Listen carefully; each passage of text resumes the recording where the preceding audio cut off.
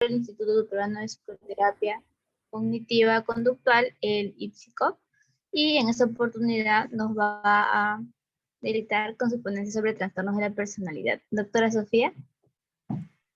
¿Qué tal, Valeria? Gracias también, Anthony, por la invitación.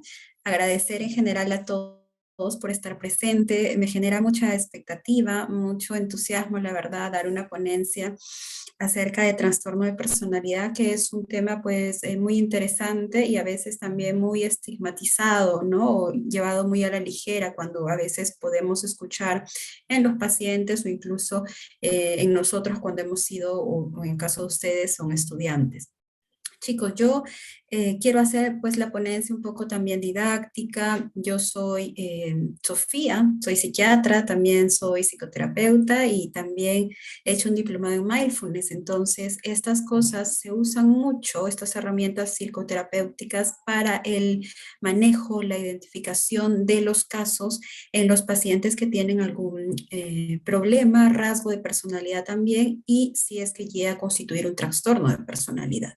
Entonces, dicho eso, quisiera saber, sea con la manito levantada, si quieren poner su cámara, como ustedes prefieran, saber más o menos, Anthony me dijo que habían chicos desde tercer año, ¿cierto? No sé si de repente con una manito levantada para yo saber y poder hacer un poco más fácil también entender, ¿no? Para que ustedes entiendan, eso es lo que yo quiero. De tercer año habrá alguien por ahí, si puede levantar una manito arriba. Ya, de cuarto año de medicina, si pueden poner, ajá, ya Manuel, ya, sí, ahí hay varios. De quinto año de medicina,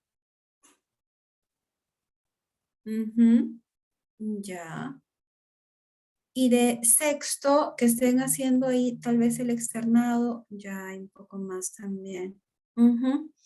Hay alguno que es, bueno, no sé si el internado ya lo están realizando, pero que esté en último año, algo de la carrera. Ya, listo. Está bien, chicos. Era para poder guiarme un poquito y hacer la exposición, pues para que podamos entenderla todos en general. ¿Ya? Entonces voy a poner aquí compartir pantalla para poder iniciar la ponencia del día de hoy. Si desean, pueden hacer una manito ahí levantada con el icono, los anfitriones o coanfitriones tal vez me dicen si yo no me doy cuenta, ¿no? Doctora, hay una pregunta por ahí, me interrumpen y yo la podemos aclarar en el momento. Prefiero que sea en el momento y si no, al final también lo pueden hacer, pero yo preferiría que sea en el momento, tal vez para que no se queden con la duda y esperar hasta el final. Ya, a ver, vamos a poner aquí al costado, minimizar. ¿Me ven ahí, chicos? Sí, ¿no? Ya. Sí, doctora. Listo, gracias, Anthony. Entonces vamos a empezar por trastornos de personalidad, que es el tema que nos trae hoy día aquí a la ponencia. Ya me presenté como habían visto. Si ven en los dibujitos, hay diferentes caras, diferentes expresiones, incluso una película que habla mucho de la parte de las emociones de los seres humanos, ¿no? La ira, la cólera, la tristeza, la alegría, que son las emociones básicas que tenemos nosotros como personas. Y por ahí van a ver alguien que se está mirando al espejo y de ahí vamos a poder identificar que de repente qué trastorno de personalidad nos puede asemejar, al igual que estas caritas cambiantes por ahí. Bueno, entonces, cuando hablamos de personalidad, primero tenemos que saber qué es personalidad, ¿no? Y cuando definimos la personalidad, la definimos como una forma de pensar, o sea, la parte cognitiva, de sentir, que es la parte emocional, y la parte conductual, de comportarnos de cada ser humano en diferente situación, en diferente etapa de nuestra vida, que generalmente lleva cierto patrón, ¿no? Un patrón establecido que nos va a caracterizar a nosotros como personas. Cada individuo tiene una forma de personalidad, un rasgo de personalidad que por ahí puede predominar en algunos casos y algunos pacientes, como ya vamos a ver, que es el trastorno, tendrá algún tipo de trastorno de personalidad. Entonces, pero la personalidad, nosotros ya nacemos con una personalidad, pues no, ¿no? Al igual que cuando hablamos de otra patología en la parte física, de presión alta, de diabetes, influye la parte genética, ambiental, lo mismo en psiquiatría, ¿no? Psiquiatría es igual que cualquier otra especialidad médica. Entonces, en la parte de personalidad, aquí sí ven, hay tres columnas, el temperamento, el carácter y al final lo que es la personalidad. Hay muchas cosas que dicen aquí, pero lo que yo quiero que se graben es, temperamento es la parte biológica, ¿no? Con la que nosotros nacemos, con nuestra parte genética, que viene pues de parte de mamá, de papá, de los abuelos, entonces es innata de nosotros. ¿Que es posible cambiarla? Pues no, ya los genes están establecidos cuando hemos nacido ya con este tipo de temperamento, ¿no? Y está presente al momento del nacimiento. El carácter se va formando ya en la primera etapa de nuestra vida que llamamos socialización primaria, es decir, los primeros años de vida, la relación que podemos tener incluso en el apego, ¿no? Con la parte de mamá, en la lactancia, que es importante, ausencias por ahí de figuras paternas o maternas, y también la parte de escuela, sobre todo, que es la parte de socialización primaria, ¿no? Si tenemos amigos también cercanos en el barrio, van a formar un tipo de carácter. Porque cuando hablamos de personalidad, ya estamos hablando de la suma de ambos y para ya hablar de un problema de personalidad o ya que tenemos una personalidad, hablamos a los 18 años. Entonces, ¿se puede cambiar, se puede modificar ciertas cosas? Sí, para que no llegue a ser un trastorno de personalidad como tal, ¿no?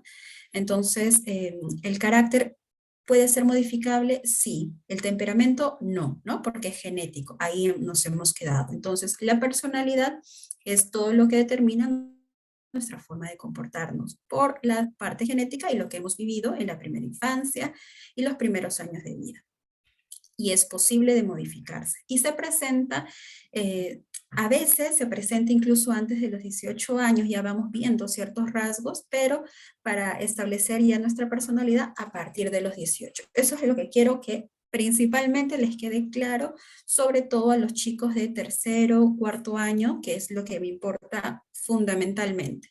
Ya en quinto año, en sexto, pues ya quiero más o menos que vean que es que no se nos pase algún rasgo, alguna característica, y cuando ya están en los últimos años, sexto, séptimo año, cuando hay que derivar a psiquiatría y qué tratamiento podrían recibir, ¿no? Cuando acaben y de repente están en el serum, si detectan algo y no hay psiquiatra por ahí, puedan de repente dar una medicación. Esos son los objetivos en general que quiero que vaya en esta ponencia para los diferentes años de carrera en los que se encuentran. Ahora, si hablamos ya del trastorno de personalidad, porque hemos hablado de personalidad, todo lo que tenemos todos, pero ya al hablar de trastorno nos referimos a un patrón específico que perdura a lo largo del tiempo por experiencias internas y por la parte de experiencias externas también. Tienen que manifestarse en dos o más de los siguientes ítems. La parte cognitiva, cómo pensamos, cómo interpretamos las situaciones, la parte emocional, por ejemplo, el trastorno borderline de personalidad, donde la parte afectiva en ellos prima mucho. La parte del funcionamiento que tenemos a nivel interpersonal y el control de los impulsos, ¿no? Cuando se presentan en dos o más de los siguientes ámbitos, ya hablamos de un trastorno de personalidad. Pero ¿a qué le llamamos a patrón, doctora? ¿Qué es ese patrón? Ese patrón tiene que ser inflexible, ¿no? Como tal, no es que en una situación se presente así, en la pareja y en la casa de otra forma y en el trabajo de otra forma, no. En todos los ámbitos se presentan de esa forma, muy inflexible, dominante en alguna situación de las diferentes áreas y que causan malestar clínico en el paciente. Eso es bastante importante. Esta parte que dice malestar clínico o hay un deterioro en las áreas de nuestra vida, social, laboral, de pareja, etc. ¿No? Este tipo de patrón que nosotros podemos tener hacen que nos puedan causar problemas a nivel laboral, como les dije, de pareja o a nivel interpersonal. es estable, dura a lo largo del tiempo, y también tenemos que descartar que no se explique por algún otro trastorno mental. Tenemos que ver si realmente es personalidad, hacer la historia clínica, desde cuándo se está presentando, porque si hablamos de un trastorno del estado de ánimo, por ejemplo, una depresión, una ansiedad, que de repente la paciente está inestable, está irritable, está cambiando de humor y todo, ¿lo podremos llamar un trastorno de personalidad? No, ¿no? Si la paciente está diciendo que esto lo está presentando desde hace un mes, 2 meses. Pero si vemos que esto ya está, no, doctora, la mamá, ¿no? Desde pequeña se comportaba así y a lo largo del tiempo sigue este patrón, esta característica, podremos sospechar de un problema de personalidad. Por eso es que dice que se tiene que descartar que no se deba a otro trastorno mental, bipolaridad, por ejemplo, etcétera, y que no pueda ser atribuido a alguna sustancia o afección médica, ¿no? Algún tipo de drogas. De repente el paciente está muy irritable, ansioso, y lo vemos acelerado y de repente podemos hacer cierto tipo de diagnóstico, pero no es por producto de alguna ingesta de cocaína o algún trastorno por consumo de sustancias. Entonces, de aquí lo que nos importa es un patrón crónico, inflexible, que causa deterioro en el paciente y que se presenta a lo largo de su vida. No es que se presentó ahí un mes, 2 meses, cuando tenía 30 años, no. Se presenta a lo largo de la vida y que altera el funcionamiento del paciente y tiene problemas a nivel de las diferentes áreas. Eso en general es lo que es trastorno de personalidad. En personalidad, ya sea de la parte de psicología, de la parte de psicoterapia, de la parte de psiquiatría, hay diferentes enfoques, chicos, ¿no? Hay diferentes enfoques de incluso cómo se crearon, cuál nos es más útil a nosotros como médicos, como psiquiatras, y lo que conocemos en el DSM-5, ¿no? Que son las características y puntos que ya trataremos. En general, de todo lo que sale aquí, por ejemplo, hay teoría de los rasgos que vamos a ver, la parte humanista, que es la parte de cómo tiene el paciente su propio concepto, de cómo es él a nivel personal, la parte conductista, ¿no? Ya la parte conductual, cómo se comporta el paciente en cierta situación.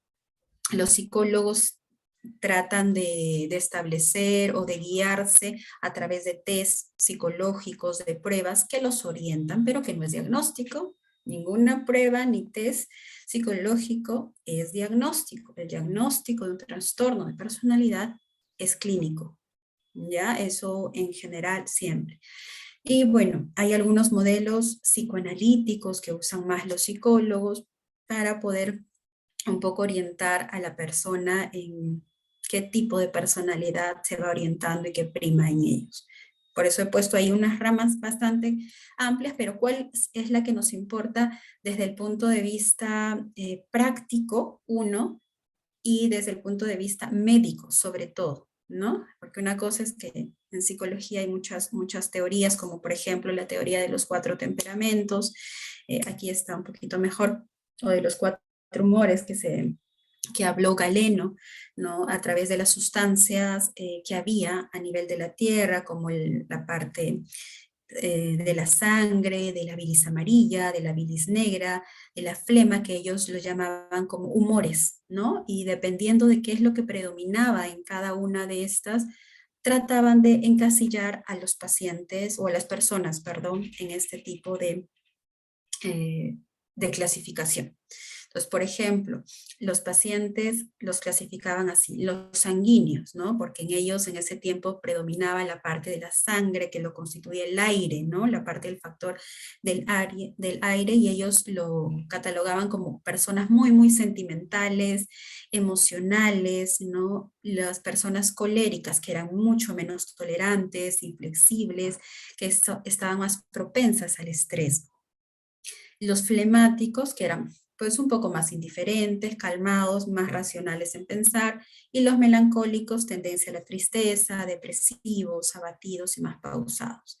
Era como en general los clasificaban por la teoría de los 4 humores o de los 4 temperamentos, ¿no? Aquí es un poquito, cuando hacen un cruce, en psicología algo usan a veces unas escalas o unos test, y por ahí van surgiendo si predomina un poquito más de uno del otro o si hay cruces. De de estos 4 temperamentos. Eso, como les digo, en general, para que lo sepan, no es algo que yo sea objetivo de esta ponencia, que lo tengan aprendido. No, básicamente que hay una teoría de 4 temperamentos y que hay un sanguíneo, colérico, melancólico y flemático. Nada más. Ahora, hay una tipología de Kretschmer que lo catalogaba, y creo que eso sí tal vez lo hayan leído en la parte de psicología cuando han llevado el curso, o en la parte de psiquiatría tal vez. Clasifican a los pacientes en la parte ectoscópica y cómo ésta se puede orientar a diferente tipo de personalidad, de característica que puedan tener. Por ejemplo, la parte pícnica, ¿no? Como sale en el dibujo, personas con un poco más de sobrepeso, por eso es que a veces se habla, no digo que esté bien, pero se habla, uy, no, los gorditos son alegres, ¿no? Tienen mejor sentido del humor, justamente porque catalogaron en este tipo de tipología a los pícnicos como personas que son más relajadas, más sociables, un poco más aficionadas a la comida. En la parte atlética, de contextura atlética, su forma, ¿no? Muscular, rectangular, como sabemos en la parte atlética, que son individuos llenos de energía, que son mucho más asertivos en las cosas que dicen y hacen.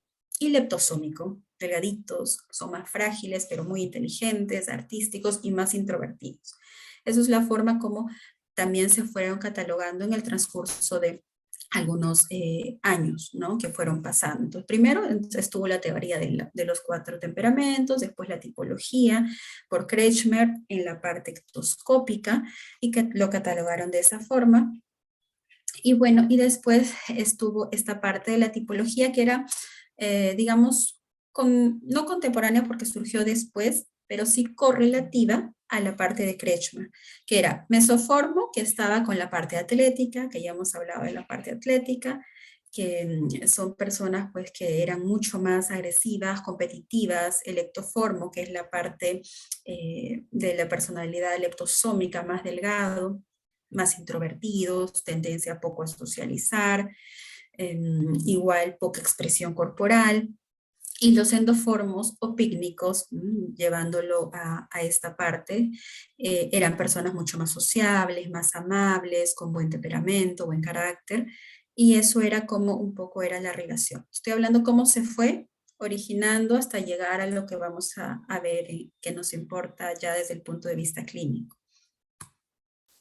Y esto, la personalidad según Goldberg, que son el modelo de los 5 factores, es lo que a mí me importaría, además de la parte de la clasificación del DSM-5, que es lo que nos basamos y todos los psiquiatras y los médicos para determinar qué trastorno de personalidad tiene. Los 5 factores, chicos, es algo muy práctico, de utilidad clínica para nosotros, en este caso los psiquiatras, y para ustedes los médicos, ¿no? Porque, por ejemplo, si llega un paciente, no todo paciente tiene un trastorno de personalidad.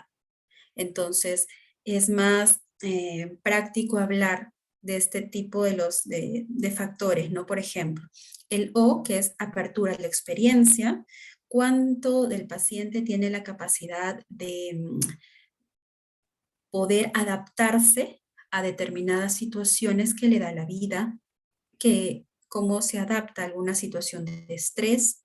Entonces, en la historia clínica, nosotros como cuando estamos externos, sobre todo usamos mucho esto allá en la universidad, nos enseñaban mucho a usar porque le preguntamos, señor, cuando usted está estresado, cuando hay una situación muy difícil para usted, ¿qué es lo que hace? Se encierra, ¿no? Grita, se va.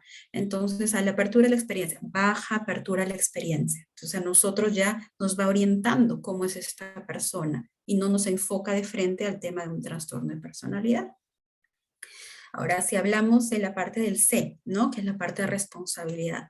Señor, ¿usted cómo está en el trabajo? Llega puntual, realiza todas sus cosas, deja las cosas al final, ¿qué tal cumplido es? Eso también nos habla un poco más del paciente, de la persona, para poder, digamos, describirla en general cuando se hace la parte de la historia clínica. Por eso es muy útil para ustedes, sobre todo cuando están en externado e internado. Es la extraversión. ¿Qué tal sociable es? ¿Te gusta salir? No, yo prefiero y me gusta más estar en mi soledad porque la disfruto. La parte social es muy pues, importante para mí, entonces hablamos de extraversión o intraversión también, ¿no? Lo catalogamos así. En la parte de A, de amabilidad o agradabilidad, es la parte de empatía, de cómo es el paciente, si es muy agradable, si las personas disfrutan de él o él disfruta también de las personas. También un alto grado de amabilidad o un bajo grado de amabilidad es como se describe en general. Y la parte de N, que es la parte de estabilidad emocional, el neuroticismo, hablamos de un alto grado de neuroticismo, bajo grado neuroticismo, cuando la persona tiene inestabilidad emocional, no controla muy bien, es una persona muy ansiosa generalmente frente a alguna situación. Entonces, si se dan cuenta, estos modelos de los 5 factores es mucho más útil para describir a la persona más que encasillarnos en la parte de si tiene o no un trastorno de personalidad. Porque cuando nosotros hacemos la historia clínica, no vamos a ir con nuestro DSM, sí, para cada uno, ¿no? Para cada clúster, ¿no? Pero con este sí podemos describirnos. Y si vamos viendo que nos orientamos a ciertas áreas, ya vamos a ir enfocándonos ya sí, como siguiente paso en la parte de un trastorno de personalidad. Entonces, esto sí me gustaría, sobre todo para que se lo lleven los chicos de sexto y último año. Ahora, en el caso ya del DSM-5, cuando hablamos de los clústeres, de los grupos por los cuales se clasifican en el DSM-5 en la actualidad, hablamos del clúster A, del clúster B y del clúster C, ¿no? Hablamos del clúster A cuando en general tienen en común que son personas raras, excéntricas, como vamos a ver. En el clúster B son mucho más emocionales, erráticos, dramáticos en la forma de comportarse. Y el clúster C son las personas que son con neuroticismo alto, ansiosos, temerosos, ¿no? Muy, digamos, perfeccionista en sus cosas. Eso en general, ¿no? En clúster A, B y C. Ahí en cada clúster he puesto qué tipo de trastornos de personalidad están orientados cada uno. Y vamos a ver cada clúster y con cada característica que quiero que se les quede por ahí muy, muy grabada para que puedan diferenciar. Entonces, en el clúster A, como habíamos visto, están las personalidades tipo excéntricas, raras, llamémosle así. Por eso es que, como se dan cuenta, está el trastorno de personalidad paranoide, esquizoide y esquizotípico. Entonces, en el paranoide, si ven ahí, ¿no? El de la figura que está viendo la ventana, porque está ahí viendo que alguien lo está siguiendo, lo está observando.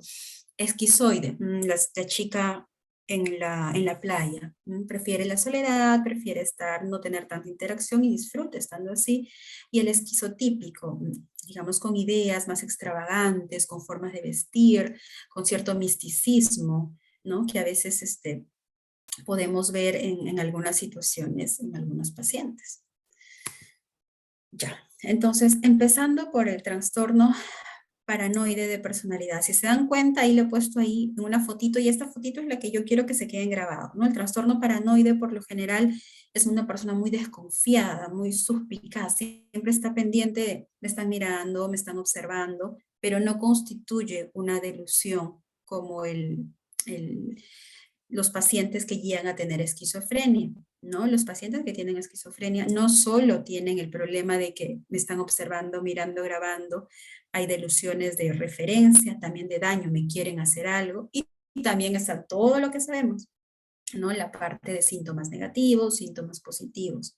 Entonces, en el trastorno paranoide estamos hablando de esta característica o este patrón, ¿no? De desconfianza y suspicacia muy intensa frente a los demás.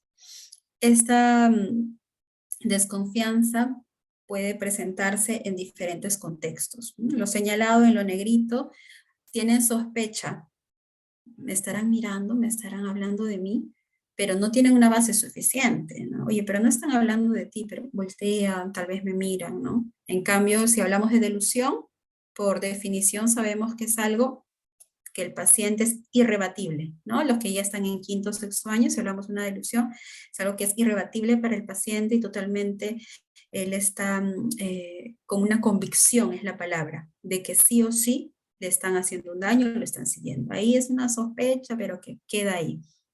Algunas dudas injustificadas de que le pueden ser desleal, de que son un poco desconfiados, no tienden a confiar en las personas, en su pareja tampoco mucho.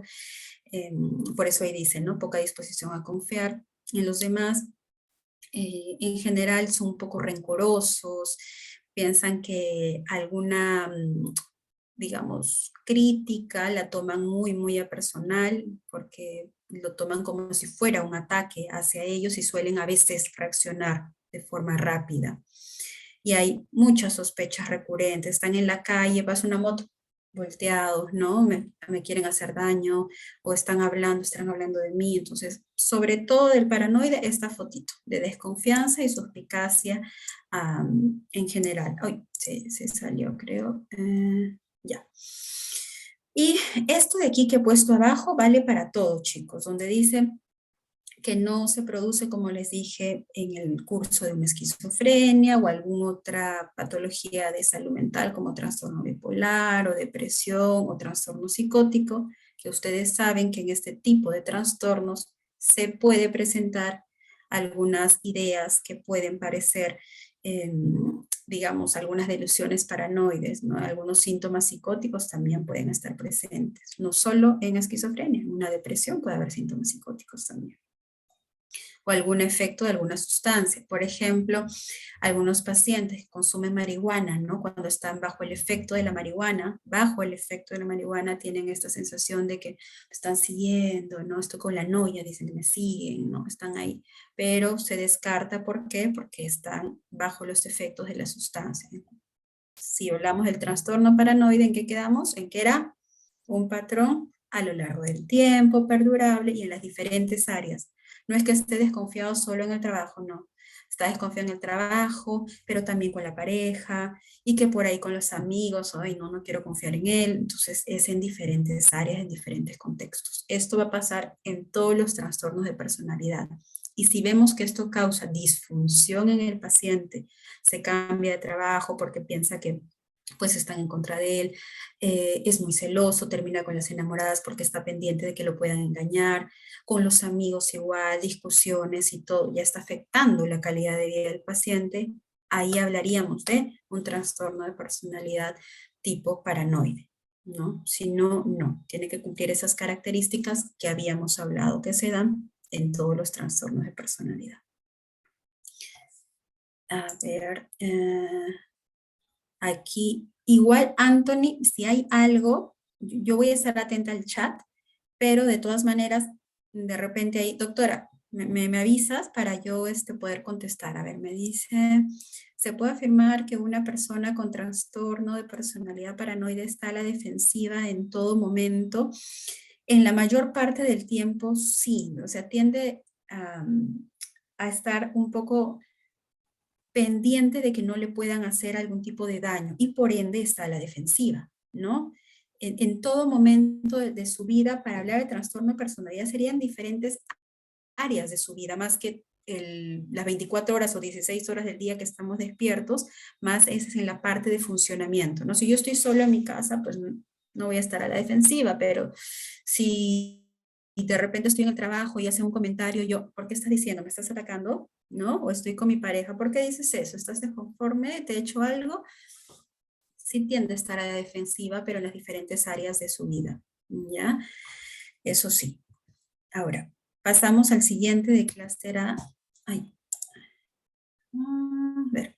El trastorno esquizoide. Ahí también lo puse porque a mí me funciona más la parte visual. A algunas personas la parte escrita o la parte auditiva se les queda más. Pero en el trastorno esquizoide está el dibujito, es como que fuera una burbuja. ¿Por qué? Porque no tienen tanto apego en las relaciones personales, pero no porque tengan una pobre habilidad social, y eso hay que diferenciarlo bien, ¿no? Vamos a ponerlo aquí. ahí ya. No es que porque no puedan socializar bien, tengan o sea, quieran estar así, ¿no? En general, el trastorno esquizoide de personalidad no es que ellos sufran de estar así, desean estar así. Parte de su personalidad es que tienen poco apego en las relaciones sociales y también en la parte de la expresividad, ¿no? Y igual, todo esto en 4 más áreas de las que están descritas aquí, ¿no? Por eso dicen, no desea ni disfruta de las relaciones íntimas, diferente de una persona con fobia social. Doctora, yo sí deseo, pero tengo miedo que se burlen. Doctora, sí deseo, pero no sé cómo hacerlo, no sé cómo acercarme. Me da temor o me da vergüenza. Ellos sí quieren. En cambio, los esquizoides, como están bien, ¿no? Como está en su burbuja y está caminando y así es su vida y todo como en el dibujo. Prefiere y disfruta de actividades solitarias, se van a tomar su café, van al cine solos, no tienen ninguna incomodidad de que los vean así, porque no tienen temor de poder ser juzgados ni nada. Es una forma de cómo ellos disfrutan. ¿Escuché algo ahí? No.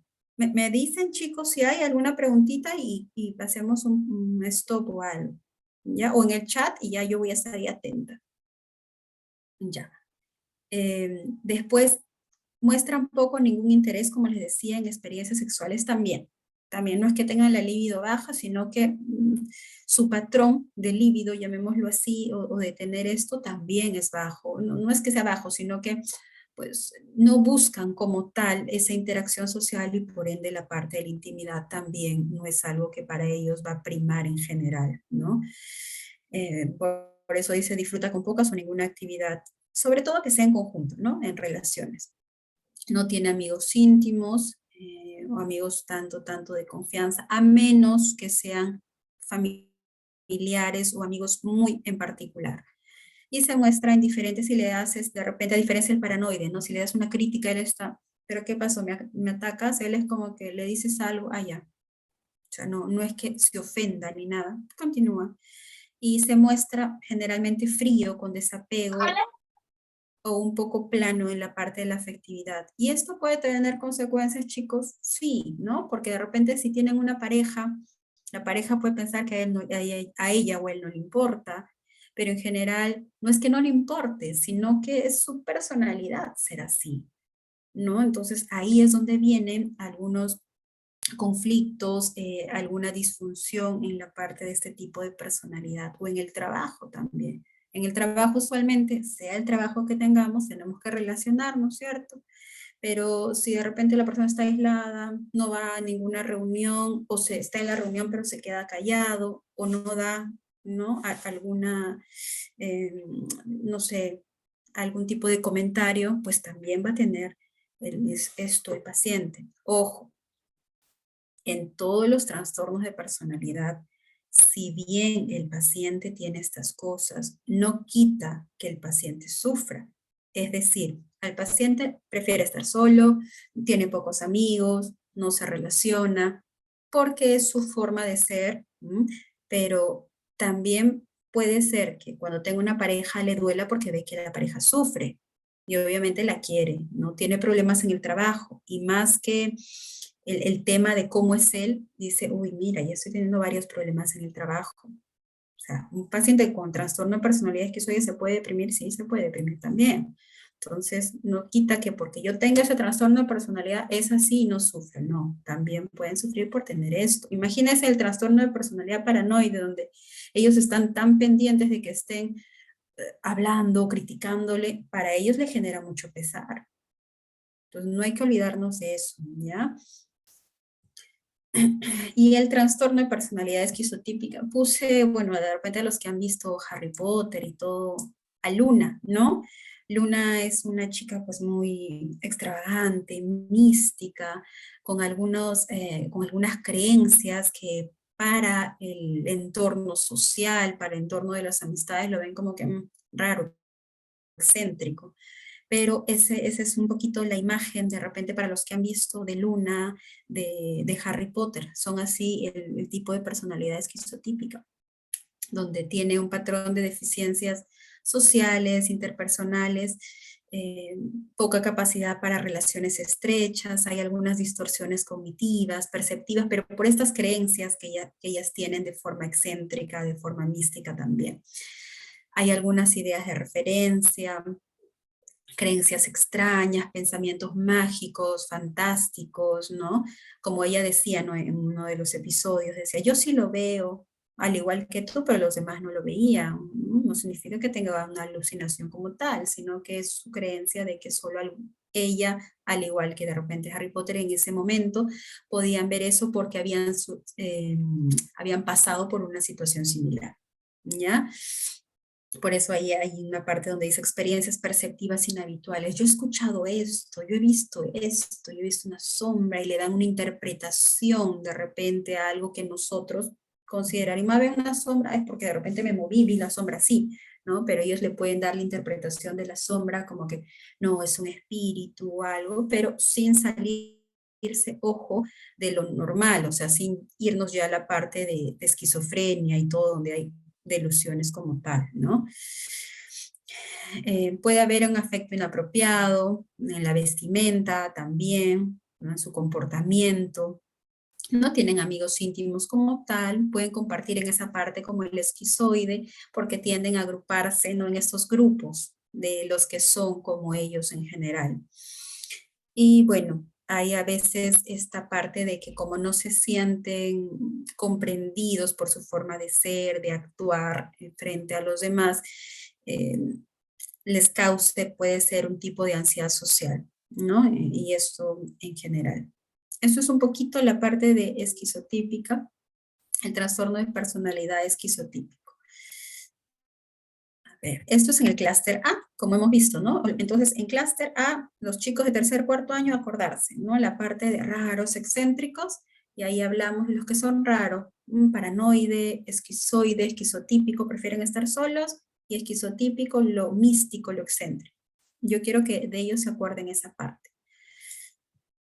Ahora, cuando ya pasamos al clúster B, que es donde los llamamos como emocionales, erráticos, dramáticos, ¿no? Ya ahí sí, este clúster es uno de los que tal vez a la parte clínica, a la parte de nosotros nos preocupe un poquito, nos llame más la atención y que tenemos que estar atentos en general, sobre todo el trastorno borderline de personalidad.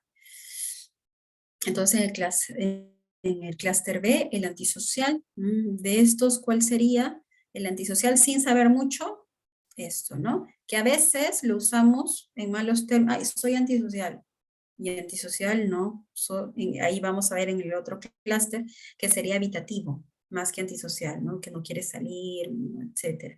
El antisocial, entonces, esta imagen de aquí. El trastorno límite de personalidad, aquí vemos alegre, triste, molesta, pasa de todo en un solo día, puede pasar. Entonces, esta imagen bien característica. La parte histriónica, ¿no? Mucha teatralización en su forma de vestir, de hablar, ¿no? Por eso hasta está llorando, pero se mira al espejo como llora, ¿no? Por eso es que me importa mucho lo visual. Y el narcisista, yo tengo la razón, soy el mejor. Entonces, en esa parte de dibujos. En vez de usar evitativo, se puede usar el término social.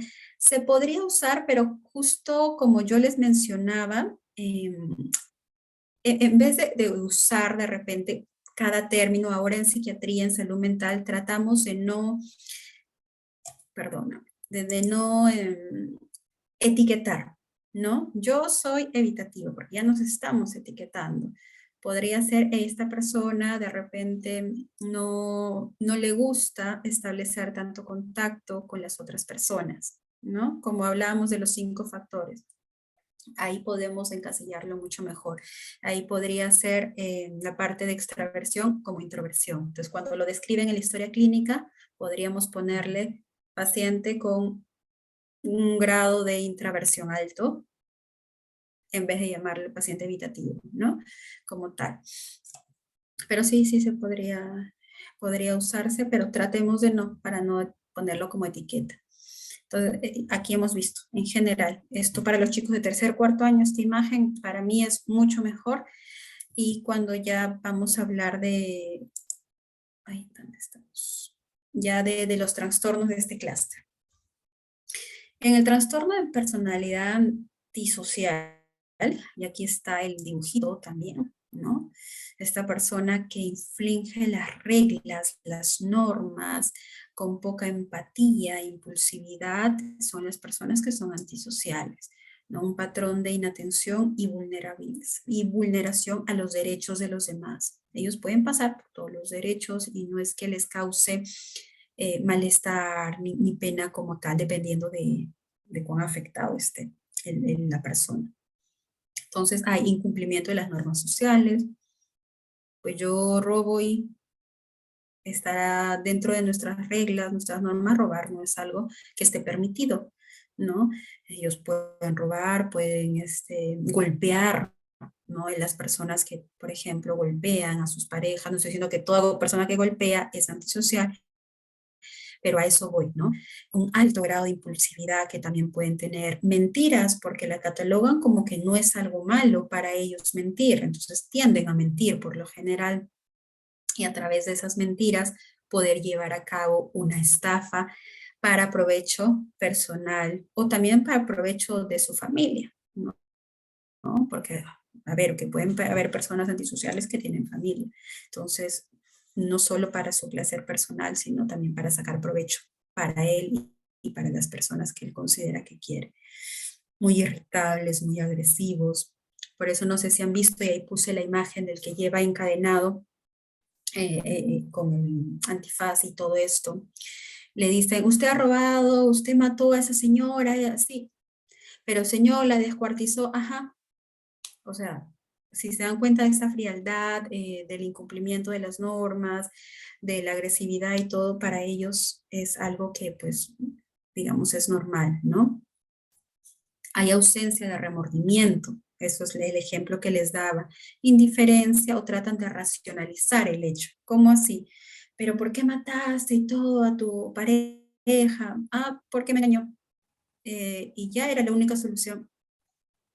O sea, se dan cuenta de que tratan de racionalizar eso y cero remordimiento. Por eso es que a veces lo ven con un afecto súper indiferente frente a cuando les hacen alguna entrevista, cuando narran los hechos, ¿no? Cuando les narran los hechos a los periodistas y todo, ellos lo cuentan a sangre fría, porque no hay en ellos esa parte de, digamos, de vulneración frente a los derechos de los demás. Entonces, cuando cumplen al menos estas tres características, ya estamos hablando de un tipo de trastorno de personalidad antisocial.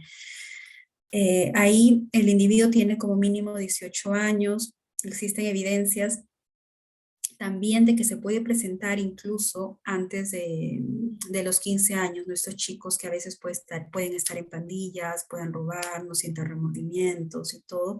Tenemos que estar atentos de que no se nos esté pasando por ahí un paciente que tenga rasgos o que pueda tener ya un trastorno de personalidad.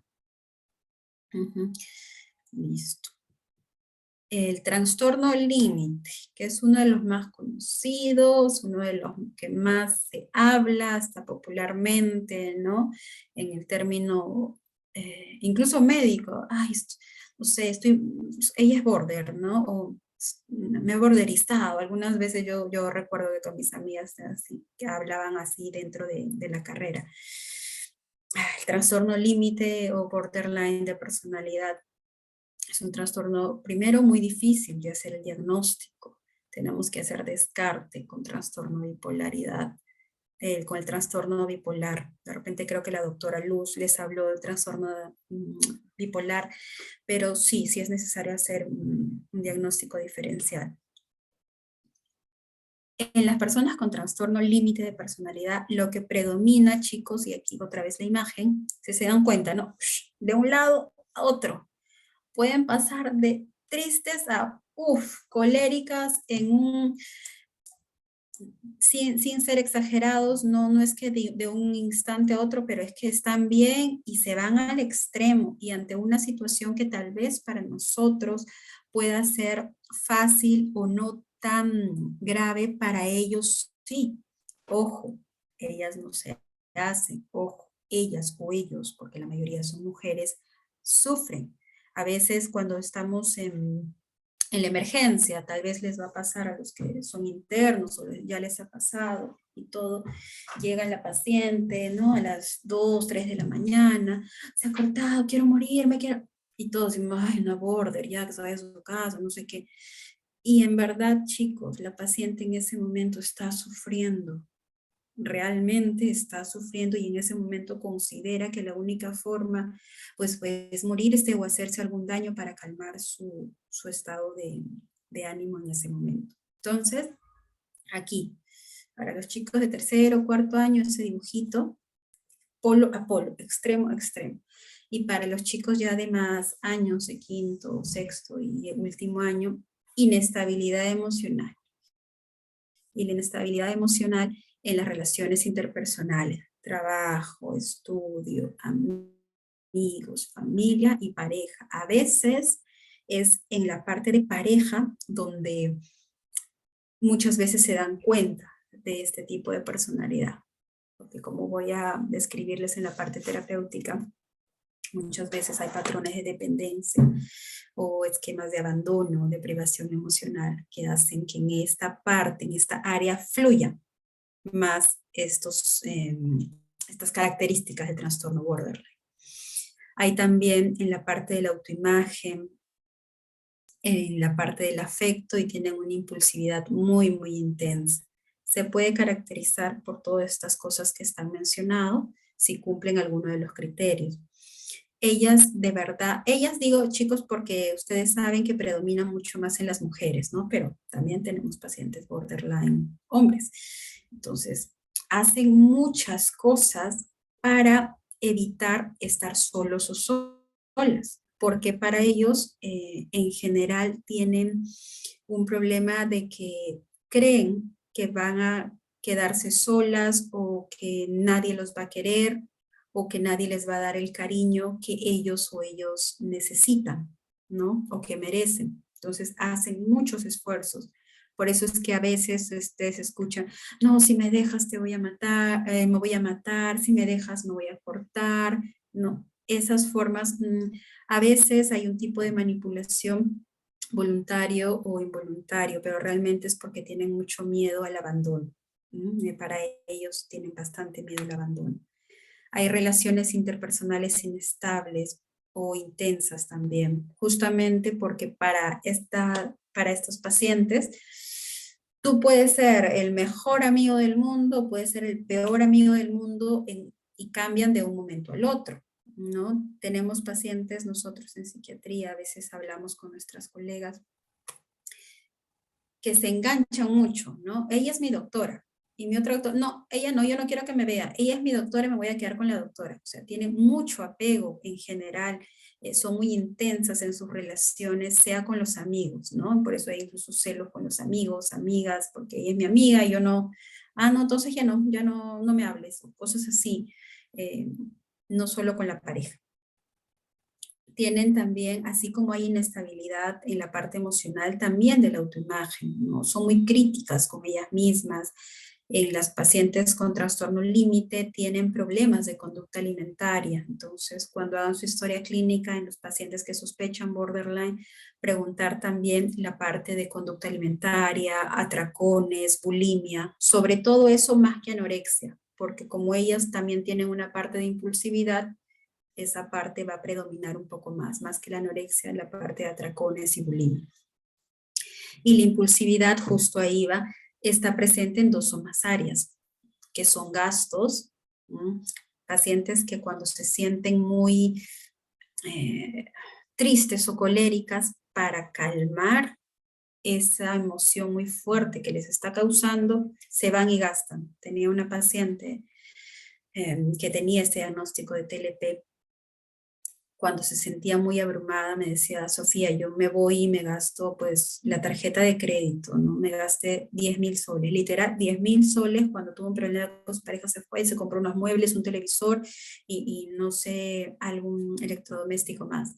Y eso hace calmar mi desesperación. En la parte del sexo también, ¿no? Son muy, muy intensas en estas situaciones también. Por eso es que a veces terminan con una persona, están con otra persona inmediatamente o en una fiesta, pueden estar con alguna otra persona que de repente no conozcan y todo, ¿no? Porque son muy impulsivas en esa área también. Las predispone más a estar en drogas y lo que les hablaba de los atracones y situaciones, algunas situaciones de riesgo.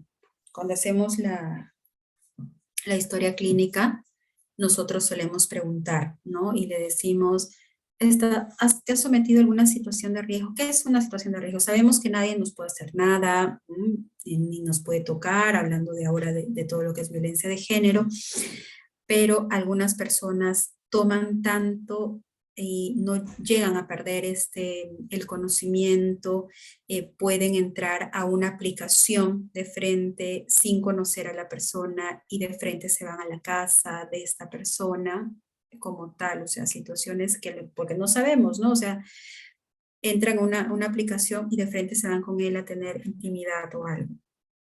Entonces se exponen a estas situaciones de riesgo, a eso las llamo. No quiero que confundan un poquito lo que estoy hablando. Bueno, la parte ya que les había dicho de la inestabilidad afectiva, que pueden pasar de tristeza a, ay, estoy muy alegre y todo, y pasó algo, hija, no voy a poder, ¿por qué eres la peor mamá? ¿Que por qué no me llevas? Y se enojan y se frustran y botan algo, si es muy, muy extremo.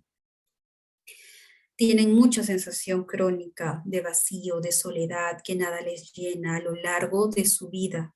No cuando estamos hablando de un episodio de depresión que lo pueden sentir los pacientes. Por eso comencé diciendo que en todos los trastornos de personalidad es un patrón crónico a lo largo de la vida, ¿ya? Tienen dificultad para controlar la ira, el enojo, por eso autolesiones, el cutting desde adolescentes, cuando les haces las historias. Y algunos pacientes pueden presentar síntomas disociativos, ¿no? Como no manejan bien sus emociones, es la parte de, yo discutí ayer con mi enamorado o mi papá me hizo, no recuerdo. Pero, ¿cómo no vas a recordar, hija, si ha sucedido ayer? Sí, papá, pero no me recuerdo. Entonces se pueden disociar en un estado de bastante cólera, de bastante tensión para ellas. Entonces, en ellos, si se dan cuenta, me he demorado un poquito más en el trastorno límite, pero es porque es importante, porque ellos tienen más propensión a hacer depresiones crónicas, los pacientes, porque tienen mayor riesgo de intentos suicidas, porque tienen mayor riesgo de autolesiones y porque es muchas veces difícil de manejar desde el punto de vista psiquiátrico y mucho más desde el punto de vista psicoterapéutico, como ya les mencionaré. El otro clúster, el otro tipo de personalidad, en clúster B está el trastorno de personalidad histriónica, como ahí ven, ¿no? Que les gusta la adulación, la parte de la teatralización en la forma de vestir, en la forma de hablar. Más me gustó la otra imagen, ¿no? De la persona llorando, pero mirándose al espejo, cómo lloraba y todo eso. Eso me gustó un poquito más. Se caracteriza por una emotividad excesiva y búsqueda de atención. Ellos quieren ser el centro de atención en general. Se sienten incómodos si es que tú no le prestas atención. No están, ah, ya qué bien, llegó la chica de la fiesta, ¿no? Algunas veces tenemos de repente como amigas o algo, alguna chica que viene súper bien producida y todo, y todos la voltean a ver y ella feliz sigue andando, pero si todos voltean, ella busca o él busca algo para que la volteen a ver, ¿no? Y ella hacer un poco la atención en ese momento de la reunión. Por eso dice se siente incómodo si no le prestan atención. Suelen ser seductores, provocativos, en hombre como mujer, otra vez, predomina más en mujeres, ¿ya? Pero sí suelen ser seductoras, provocativas.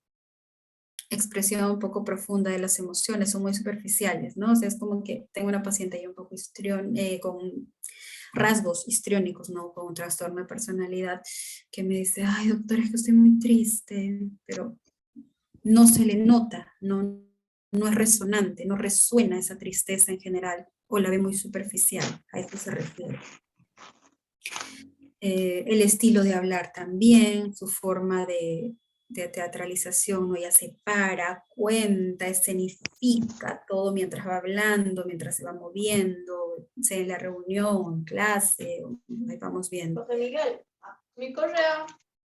Ojo que estoy hablando, chicos, de rasgos, ahí estoy dando ejemplos de rasgos de personalidad, pero para que sea como tal un trastorno de personalidad, tiene que cumplir 5 más, que cause disfunción en el paciente y en las diferentes áreas de su vida y que se descarte cualquier trastorno del estado de ánimo.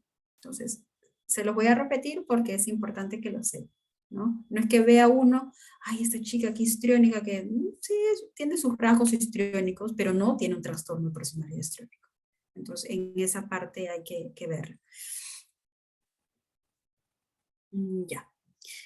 Para terminar con el clúster B, está el trastorno de personalidad narcisista. Aquí también la fotito, ¿no? Mira, cómo mira a los demás así, pequeñitos, porque yo soy lo mejor, soy el más grande, y por eso mira a los demás como pequeñitos. Entonces el patrón es de grandeza, necesita que lo admiren, que lo adulen, y por tanto carecen de empatía en general, porque están preocupados en él mismo, no tanto en los demás.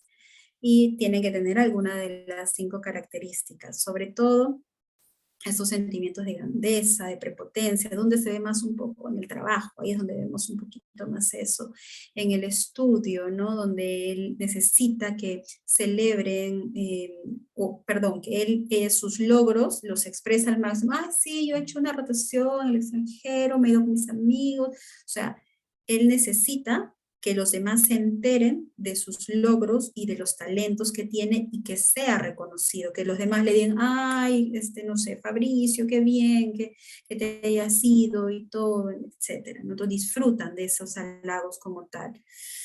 Se quedan ahí absortos en su grado de poder, de belleza, incluso en la parte física. Ellos se consideran personas muy atractivas, muy guapas, que para ellos son el mejor candidato para cualquier chica o chico, ¿no? Ellos se consideran realmente así, creen que son especiales y únicos y que solo pueden comprenderle las personas que tienen cierto, digamos, estatus o que están a la par a nivel académico, económico, de belleza, con él o con ella.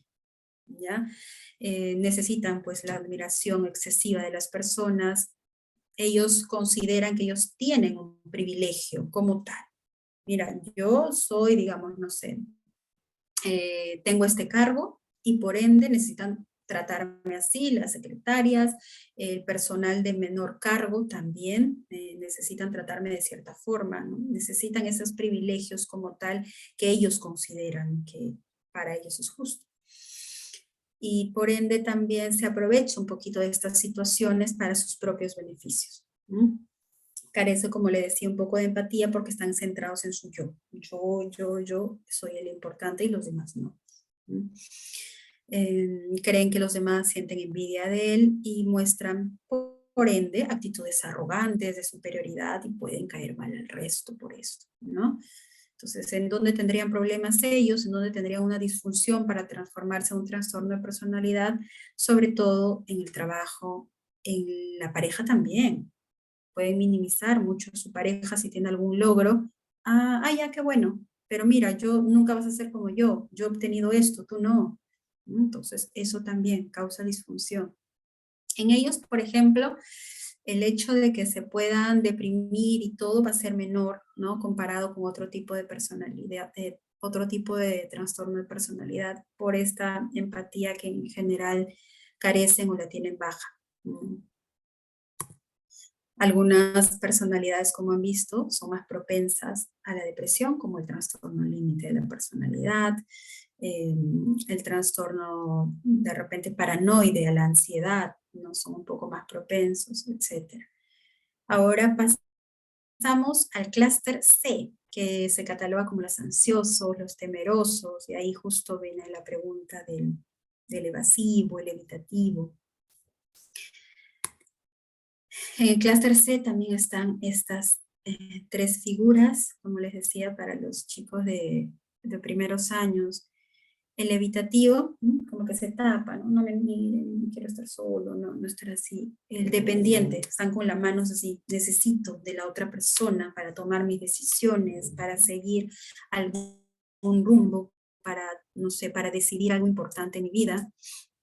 Y el otro obsesivo compulsivo, quiero tener el control de todo a mi forma, a mi manera, que es la que considero yo que es la mejor dentro de ellos, ¿no? Entonces el clúster C, este dibujito es muy importante. En el trastorno de personalidad evasiva o evitativa, como se le conoce, está el grado o el patrón de inhibición social, tienen sentimientos de que no son muy competentes, son muy hipersensibles a las críticas o alguna evaluación de repente negativa que puedan tener sobre ellos. Por ende, van a tener alguno de los criterios. Si cumplen 4 más, lo tienen, ¿no? Que serían, evitan estas situaciones, actividades laborales que implican un contacto personal con los pacientes. Cuando hay que hacer grupos, ¿no? Ya chicos, vamos a dividirlos en grupos de 4, por ejemplo, ahorita, ¿no? Entonces, ya, y todos van a aprender la cámara. No, mi cámara está malograda. No tengo problemas con el audio, doctora, no voy a poder. Entonces, están evitando un poco el contacto interpersonal, ¿no? En general, por miedo a que de repente les deje yo un trabajo en grupo y se puede equivocar. Por miedo a que de repente no lo descalifiquen, lo desaprueben por su opinión que tengan, o lo rechacen, simplemente. Entonces, por eso evitan ese tipo de contacto interpersonal. Poco dispuesto a establecer relación con los demás, a no ser que sepa que va a estar en un grupo de amigos, ¿no? O de un grupo familiar que de repente no lo van a poner de lado, no lo van a minimizar. Se muestra retraído en algunas relaciones porque teme a que lo avergüence o a que lo ridiculicen. Le preocupa ser criticado, rechazado por los demás. Evita nuevas situaciones, nuevas cosas que, por ejemplo, de repente, oye, hay que probar esto, ¿no? Hay que hacer este tipo de actividad, ¿no? Parapentes. No, tengo miedo de hacerlo porque no sé qué pueda pasar. Son esta falta de adaptación que tienen a las cosas novedosas, también les puede pasar a ellos. En el caso de los 5 factores de cuál hablaríamos, la parte de apertura a la experiencia. Tener un paciente que provoca apertura a la experiencia, ¿no? Entonces, por eso es importante esa parte de los 5 factores. A veces se califica como inepto, como poco atractivo, sí, soy inferior a los demás saben mucho más, por eso mejor ya no me junto con ellos, o no hago trabajo con ellos, ¿no? Se los pone en un trabajo donde él considera que los demás saben más. Tienden no a asumir riesgos personales y a no implicarse en nuevas actividades que le puedan resultar de repente embarazosas o algo. Si tienen que hacer en algunas empresas van a hacer estas reuniones con fraternidad y todo, ¿no? Chicos, vayan todos, vamos a en grupo, vamos a hacer alguno de estos juegos. Y dices, ay, no, qué vergüenza, lo haré mal, de repente nadie me quiere poner en su grupo, no lo sé, evitan ir y no van. Entonces ahí también empiezan la disfunción a nivel social, a nivel de trabajo también, ¿no? Que es importante en la parte laboral. Y en la parte de pareja también, porque de repente la pareja le dice, oye, Joaquín, vamos a una reunión de amigos, va a ir mi amiga, va a ir con sus enamorados. No, yo no, mejor no voy, amor. Y se queda. Entonces se dan cuenta que ahí el paciente, ¿qué pasa? Se siente mal y se puede deprimir, ¿no? Porque tiende a evitar estas situaciones. Y aquí creo que no mostré, ¿no? Si se dan cuenta, él como que todos están ahí y él prefiere evitar por miedo al rechazo o a la crítica y todo.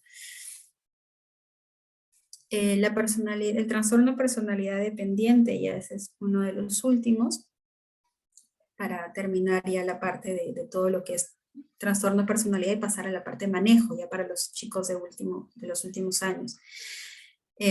Hay una necesidad en el trastorno de personalidad dependiente, como sale en el dibujito de las manitos, ¿se acuerdan? Van, pero están agarrados de la otra persona porque necesitan sentir el apoyo, el cuidado como tal. Necesidad dominante y excesiva que lo cuiden, que lo protejan.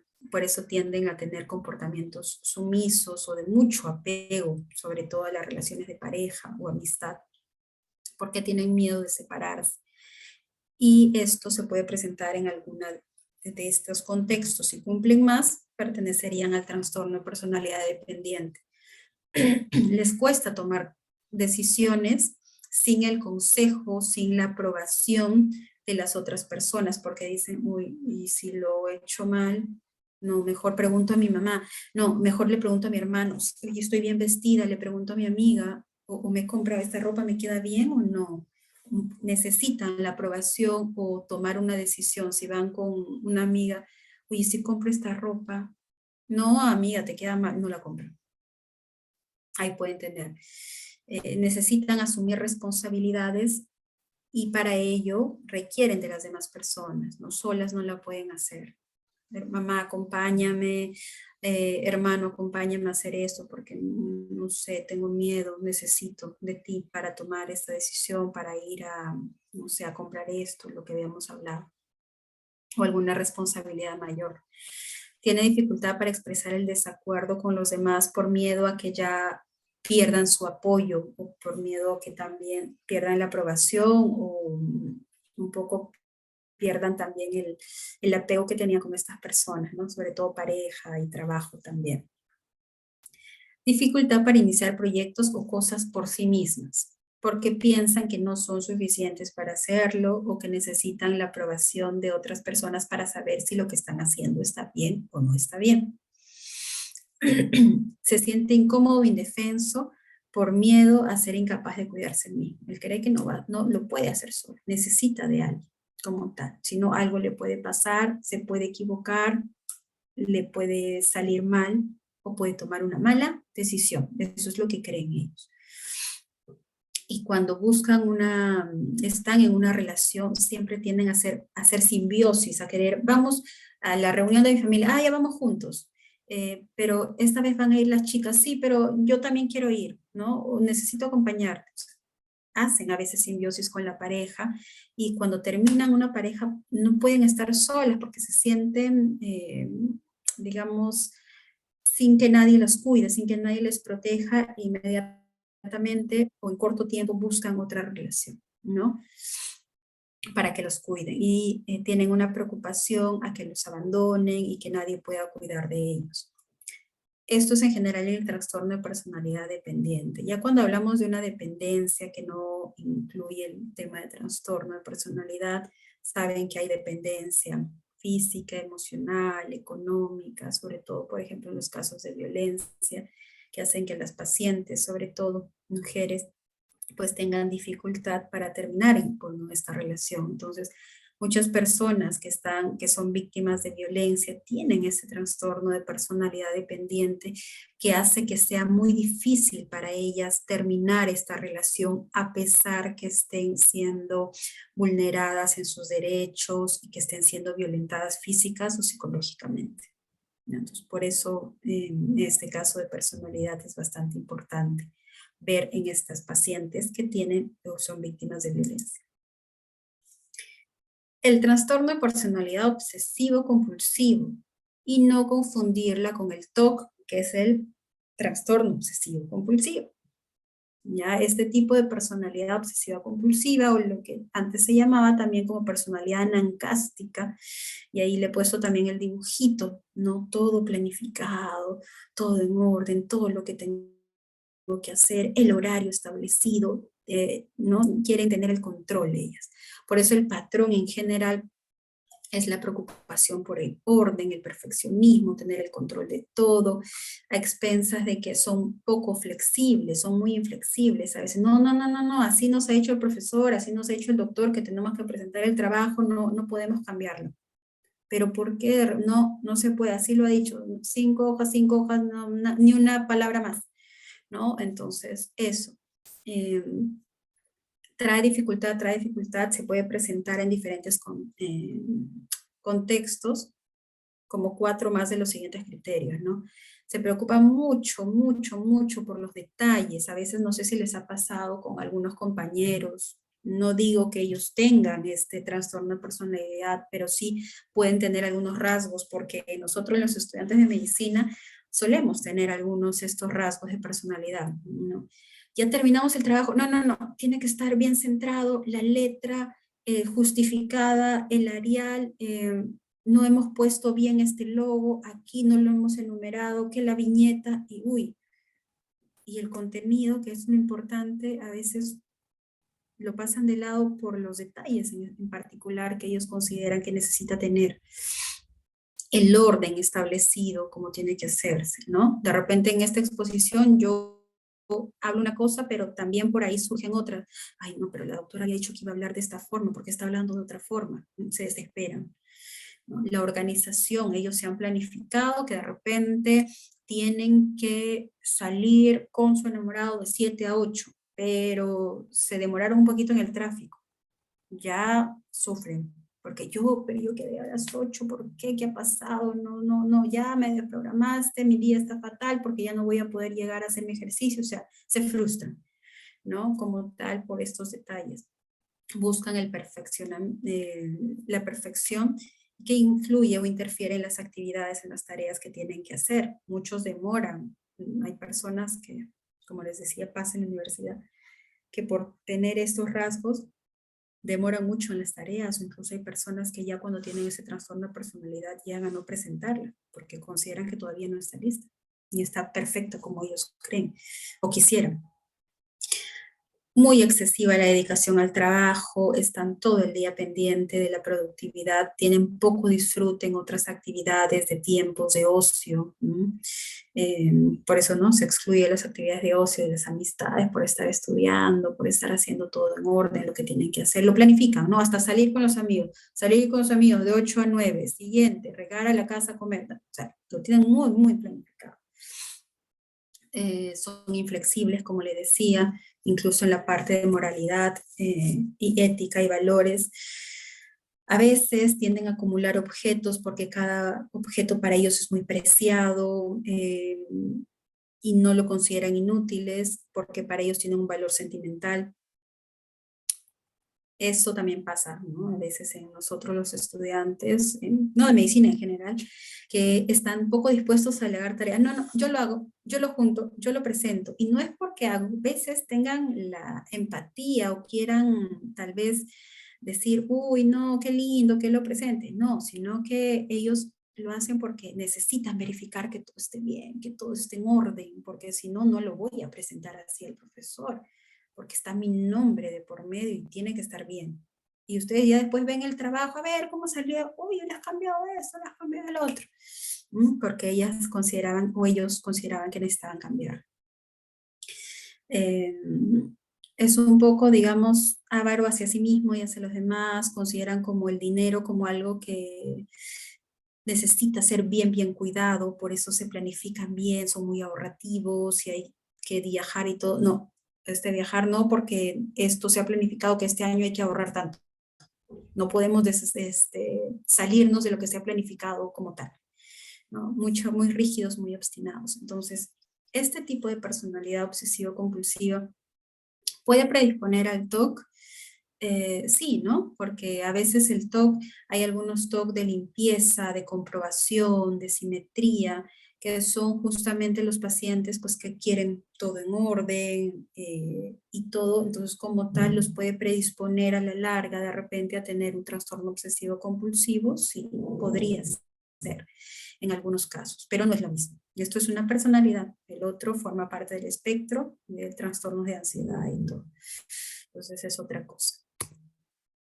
Ahora ya habiendo hablado de los clúster, que me he demorado bastante, pero yo quiero que se queden hasta que borren todo el texto y se queden con la imagen, y esa imagen son las que a ustedes les va a ser mucho más práctica y visual. Y si eso, el paciente tiene una disfunción y altera su calidad de vida, ahí si el paciente cumple, es un problema de trastorno de personalidad.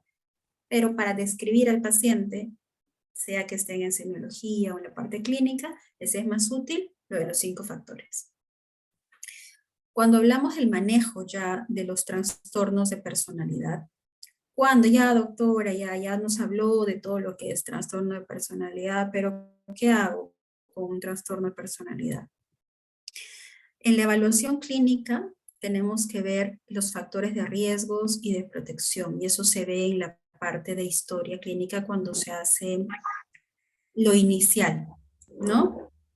Lo inicial que hablábamos de ausencias, carencias en la parte paterna, materna, abandonos, cómo se ha ido socializando con los demás amigos, cómo ha sido de pequeño, cómo ha sido en la primera infancia y cómo se ha ido desarrollando también, ¿no? Si han habido tocamientos indebidos, etcétera, que lo puede predisponer a algún tipo de personalidad. Por ejemplo, si hay un paciente que ha tenido tocamientos indebidos, el papá ha estado ausente de la casa por viajes o porque los abandonó, vemos que la paciente ha tenido atracones de comida, ha sido impulsiva y de adolescente se cortaba, no huele a un trastorno límite de personalidad, ¿cierto? Entonces ahí estaremos bien pendientes de todo eso. A eso se refiere con factores de riesgo que tenemos que estar pendientes cuando hagamos la historia clínica. Porque a veces, dependiendo de la crianza y todo, para algunas personas esto puede ser un factor protector y para otros más bien puede ser un factor de riesgo para desarrollar un tipo de personalidad, ¿no? El estilo de crianza pues mucho más rígido, más inflexible, los va a predisponer de repente a tener un factor,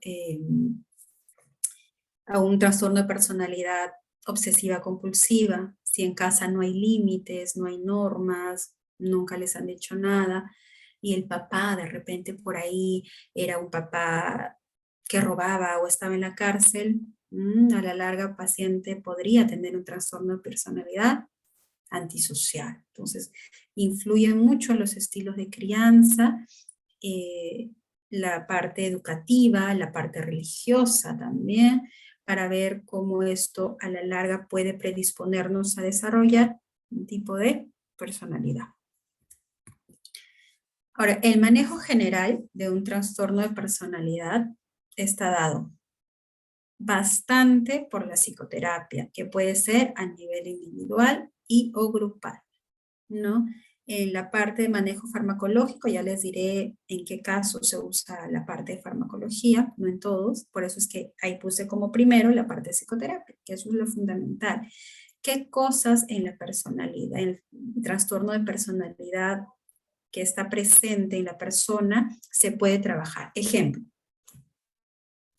si está con un pobre control de impulsos y todo, se tiene que controlar en la parte de psicoterapia, la parte del control de ira. Tenemos que enseñar al paciente cómo respirar, qué hay que pensar, qué hay que hacer antes de reaccionar de forma muy impulsiva, ¿no? Si, por ejemplo, el paciente tiene mucha, en la parte del trastorno obsesivo, del trastorno de personalidad obsesiva compulsiva, donde el paciente es muy inflexible y todo, trabajar en psicoterapia en la parte de la flexibilidad. No todos van a ser igual a nosotros, ni van a hacer las cosas que nosotros queremos, ¿no? Entonces eso lo van trabajando. El manejo farmacológico y es necesario el enfoque multidisciplinario con psicología, psiquiatría, intervención familiar también, medicina familiar también. Creo que algunos, no sé si en su universidad, pero rotan también por medicina familiar y ahí es importante que vean esto también.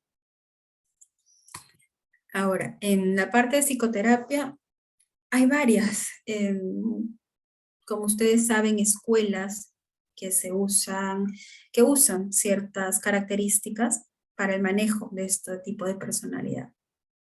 Por ejemplo, yo soy psicoterapeuta cognitivo-conductual, entonces para la parte de trastornos de personalidad también se puede usar, ¿no? Sobre todo en la parte de inestabilidad emocional, en la parte de trabajar la flexibilidad, ¿no? En la parte de depresión, si es que surge como comorbilidad de algunas, pero las terapias de tercera generación son las que hoy en día se han visto que tienen, digamos, un mejor resultado hasta ahora en la parte del trastorno de personalidad, ¿no? Como mindfulness, ¿no? El aceptar el presente, las vivencias que están sucediendo en nuestro cuerpo, nuestras emociones como tal, más que rechazarlas, ¿no? La terapia dialéctica, que es la que más se usa para el trastorno de personalidad límite y la que tiene hoy en día más evidencia para el trastorno límite de personalidad. La terapia de aceptación y compromiso, aceptarnos como somos, aceptar que las cosas son de esta forma y cómo yo hago las cosas para poder cambiarlas, ¿no? ¿Cuál es el compromiso mío para ya cambiar previamente haber aceptado? Pero la aceptación es lo que más demora, ¿no? A veces no podemos aceptar que las cosas son de cierta forma. Queremos que sean de otra forma, pero son como ahorita está pasando.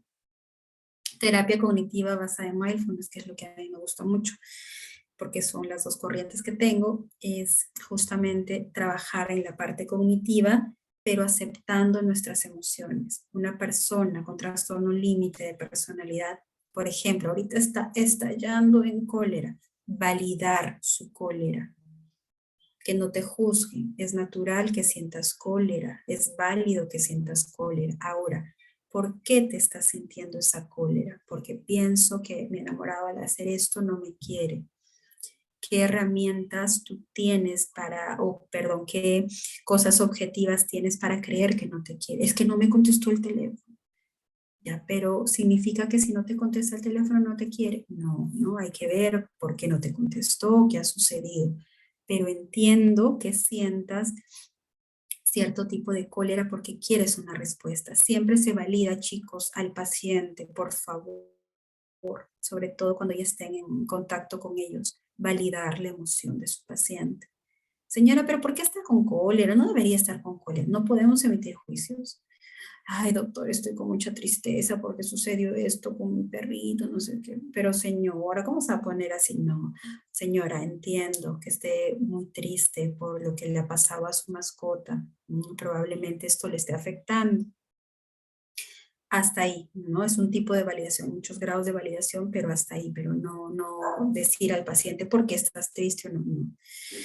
Y bueno, y la terapia sistémica, que es la parte ya de terapia familiar, ¿no? Cómo influye el sistema de cada familia en la parte de personalidad y en la parte del comportamiento de cada persona. Entonces, lo anterior es básicamente para que entiendan que hoy en día hay múltiples corrientes de psicoterapia y en el caso de trastornos de personalidad un porcentaje muy alto es psicoterapia. Y sí o sí tiene que el paciente estar en psicoterapia si se detecta un trastorno de personalidad. Ahora, el manejo farmacológico. ¿Cuándo se hace un manejo farmacológico? Como les dije, en algunos trastornos de personalidad están más propensos a desarrollar depresión, ansiedad o consumo de algunas sustancias. El paciente evitativo puede desarrollar ansiedad o depresión. Los pacientes borderline pueden desarrollar depresiones crónicas recurrentes a lo largo de su vida. El consumo de sustancias en los pacientes de repente antisociales que por ahí pueden tomar y no causar daño y para ellos es natural. También los pacientes con personalidad borderline también pueden tener ese tema de problemas con el consumo de alcohol. Entonces, si vemos una de estas comorbilidades en trastornos de estado de ánimo, tiene indicación de iniciar medicación. Cuando hay una marcada inestabilidad emocional, si vemos que al paciente esta inestabilidad emocional, no, me siento triste, doctor, y de ahí no sé por qué reacciono tan colérica, y de ahí me pongo muy molesta, y de ahí me tranquilizo. Y esto está afectando, doctora, a mi mamá, porque yo no quisiera ser así, pero no sé por qué me está pasando esto. Y mis amigos también me dicen, ¿qué te pasa? Si has estado tranquila hace un segundo, están haciendo un trabajo y de frente se va y se pone a llorar, ¿no? Entonces, si hay una marcada inestabilidad emocional en el paciente, también es indicación de comenzar medicación. Muy impulsivo, ya no controlan, cortes, golpes, también no necesitan ya frenar, más aún si se están haciendo daño ellos mismos o a otras personas. Y ahí va la auto o heteroagresión. También se hace una indicación de medicación, ideación suicida persistente en los pacientes sobre todo con pacientes borderline que tienen este tipo de ideación. Y cuando hay síntomas psicóticos o disociativos, otra vez, en los pacientes con borderline puede haber estos episodios como tal. Entonces, si se detecta en cualquier trastorno de personalidad estas comorbilidades, se da tratamiento farmacológico.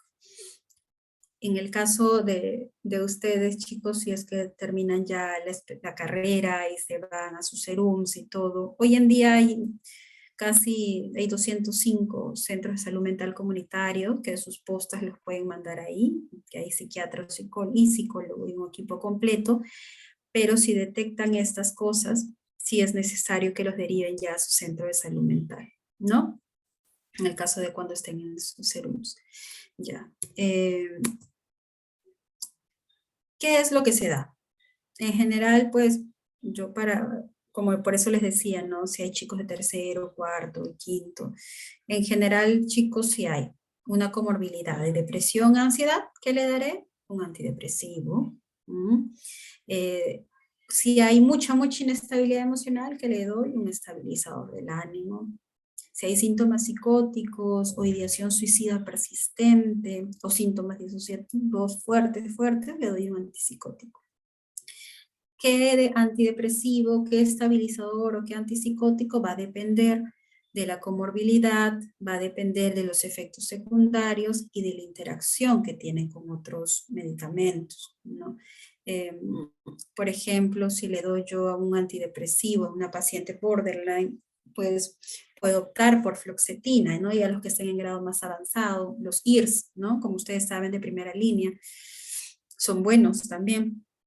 La fluoxetina es muy buena porque aparte de tener acción sobre serotonina, tiene acción de dopamina y eso es lo que controla un poco la parte de impulsividad y se usa también para los problemas de conducta alimentaria que pueden estar asociados ¿en dónde? En los trastornos límites, ¿no? Que también podemos ver. Entonces, por ahí, dentro de los SIRS, fluoxetina podría ser una buena opción en esos casos. ¿Ya? Como estabilizador del ánimo hay muchos, topiramato, valproato, carbamazepina, etc.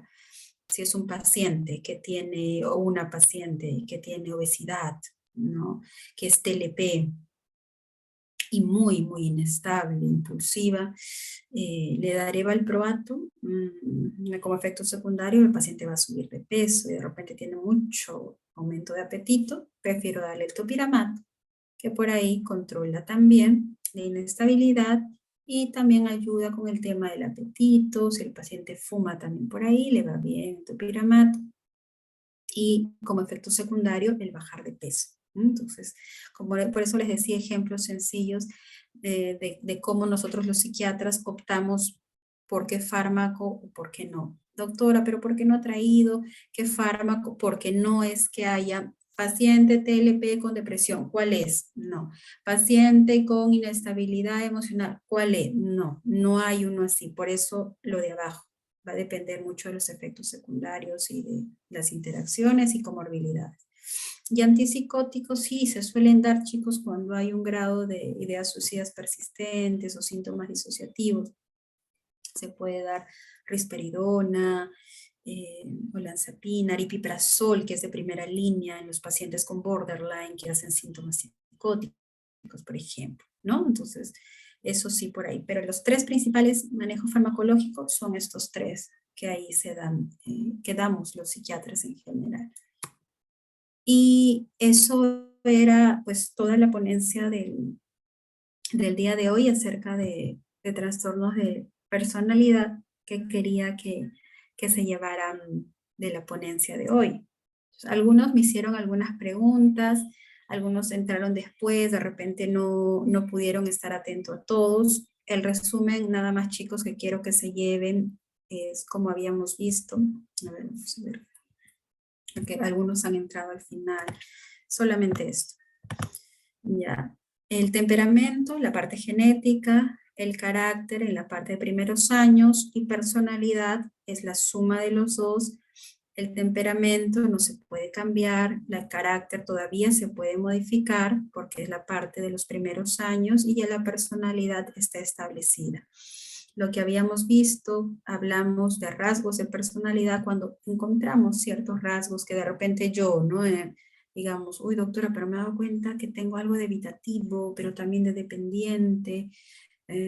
Claro, podemos cumplir algunos rasgos, pero no tenemos el trastorno. ¿Por qué? Porque si es trastorno es un patrón continuo de desadaptación, causa malestar en el paciente y que tiene problemas en las diferentes áreas de su vida.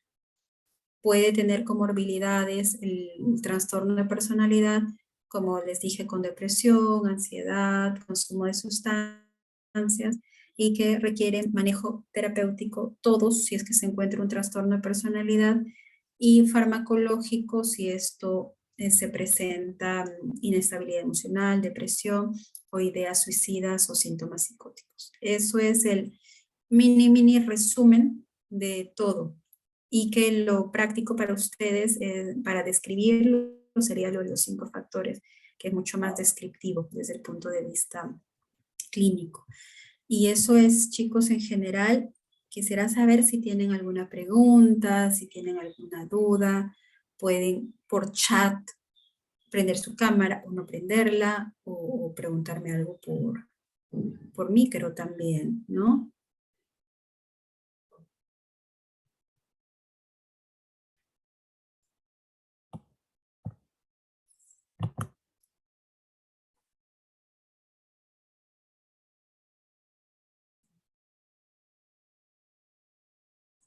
Mm, Bueno, chicos, doctora, ¿está bien si le damos un minuto a los chicos para que puedan ir formulando sus preguntas o puedan escribirlo en el chat?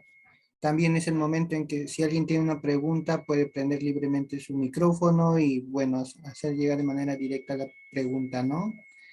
Chicos, de verdad es un tema muy interesante por mi parte, por eso tanto mi comité, SCOMI, como el comité de SCOPI, perdón, de CPA, y también el comité de SCORP, que es de Derechos Humanos y Paz, hemos decidido tener este tema para poder así saber, ¿no? Más o menos con qué tipo de persona quizás podemos encontrarnos en nuestro día a día y de alguna u otra manera poder manejarlo, ¿no?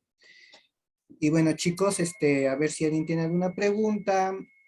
Esta es su oportunidad. Ujú. Ya. Los efectos secundarios de la risperidona en pacientes con TLP. La risperidona, como sabemos, es un antipsicótico de segunda generación.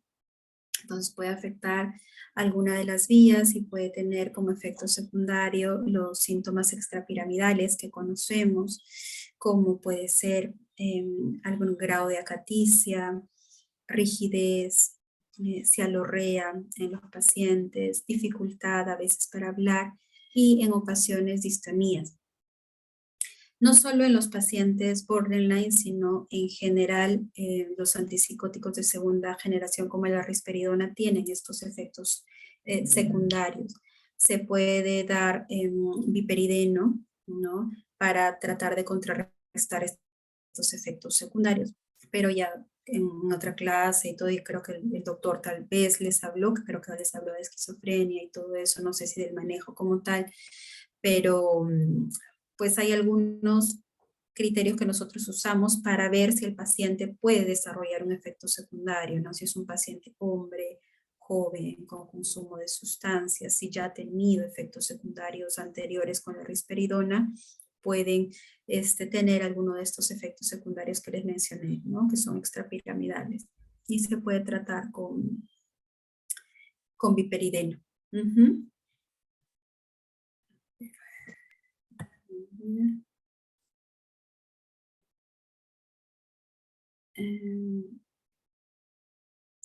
¿Para cambiar el carácter se requiere la voluntad de la persona o es solo educativo, ¿no? Es decir, algo impuesto?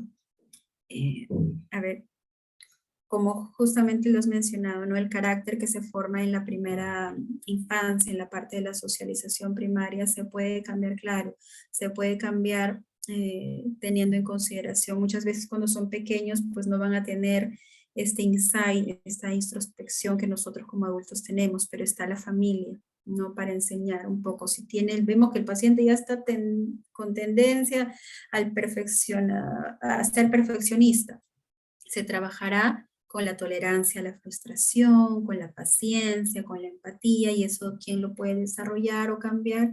La familia y también en la escuela. No pasa nada, hijo, no todo tiene que ser así, lo puedes hacer también de esta forma, igual sale el resultado, ¿no?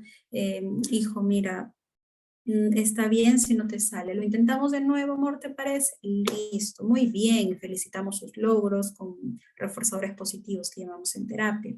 Entonces sí, requiere el apoyo de la familia, del educador, en este caso, e incluso también de las amistades, ¿no?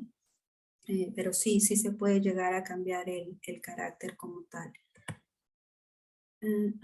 ¿Hay alguna diferencia entre TOC y trastorno de personalidad? Sí, como les había mencionado, el trastorno de personalidad obsesivo-compulsivo o el trastorno de personalidad nancástica, que es su sinónimo, pues se caracteriza por el perfeccionamiento, el orden, la inflexibilidad y todo.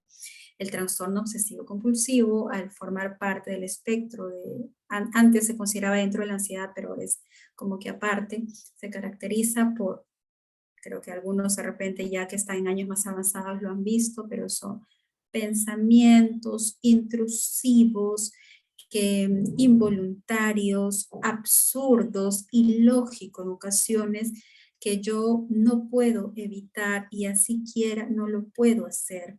Y puedo yo tener conductas tipo compulsivas para calmar esa ansiedad que me produce estos pensamientos que vienen a mi mente. Eso es en general el resumen del TOC, y el otro es el trastorno de personalidad obsesivo-compulsivo. Esas son las diferencias entre los dos. El TOC sí o sí, por si acaso, requiere medicación y terapia. Una vez que se diagnostica TOC, trastorno obsesivo-compulsivo, requiere tratamiento. ¿Existe algún test para valorar los rasgos o posible trastorno de personalidad, o solo nos basamos en el cumplimiento de los síntomas? Como les decía, el diagnóstico es clínico, ¿no? El DSM nos orienta como tal para establecer, si tenemos dudas en que es un diagnóstico de un trastorno de personalidad, podemos ir a nuestro DSM y si cumple los criterios, poder establecerlo. Pero un test como tal que nos diga, hay test que en psicología usan para establecer nuestra personalidad, qué tipo de personalidad tenemos, cómo nos enfrentamos a ciertas situaciones y todo, pero para hablar de trastorno de personalidad está el DSM-5, que es el criterio que usamos los médicos para establecerlo. Pero un test para ver el trastorno no, pero para orientarnos a nuestra personalidad y qué características de nuestra personalidad tenemos, sí se usan test. A ver. Diferencias claves entre narcisista e histriónico. ¿Ya? La persona con narcisismo, como habíamos visto el dibujito, está más centrado en el yo, ¿no? ¿Cómo soy yo?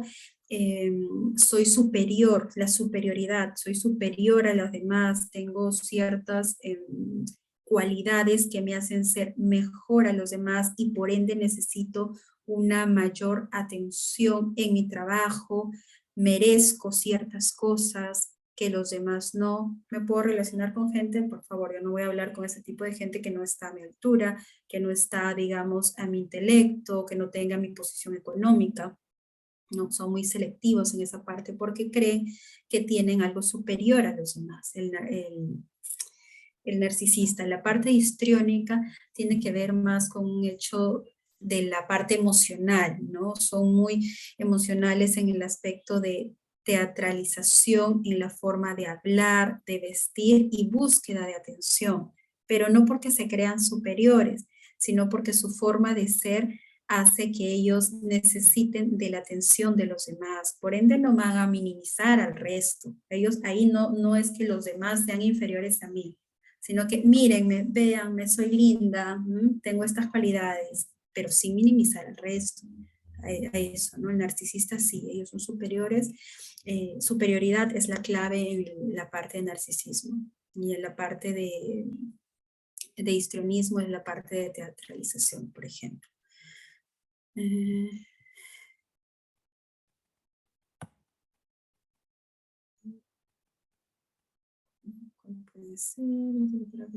Lo primera pregunta, sí la dije, si hay un test, como les dije, el DSM es en general para establecer los criterios, ¿no? Como tal, si cumple estos y todo.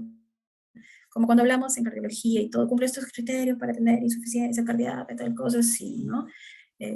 Pero no es que exista como tal un test que nos determine si tiene o no un trastorno de personalidad. Rasgos, sí, ¿no? Características, sí, pero no el trastorno. La psicoterapia es útil, la causa más efectiva y rápida de la medicación. Sí, justamente por eso es lo que les decía. La psicoterapia demora, como ustedes muy bien lo han comentado, demora en hacer efecto. Entonces, una paciente que tiene TLP y tiene mucha inestabilidad emocional, está deprimida, no puede más, quiere cortarse y todo, obviamente va a ir a terapia para trabajar las emociones, para trabajar el control de ira, la impulsividad, ¿no?